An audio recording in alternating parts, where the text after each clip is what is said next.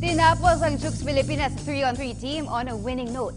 Ang kanilang huling asignatura sa 2017 FIBA 3-on-3 World Cup sa Nantes, France. Ito'y matapos nilang panatilihing winless ang El Salvador 21-14. Tandem ni Kiefer Ravena at Jerome Teng ang namuno sa atake ng Pilipinas na pumukol ng 7 points each. 4 points ang idinagdag ni JR Kenyahan at 3 points ang nanggaling sa youngest member na si Kobe Paras. Naunang dinomina ng Filipino Cagers ang Romania sa opener, 21-15, bago pa yung rin ng host France 11-22. Nakatikim ng back-to-back losses mula sa second seed Slovenia, 14-21, bago bumelta sa El Salvador 21-14. Dahil sa kanilang 2-2 win-loss record, ay kinapos ang Pilipinas na umabante sa quarterfinal round ng okasyon.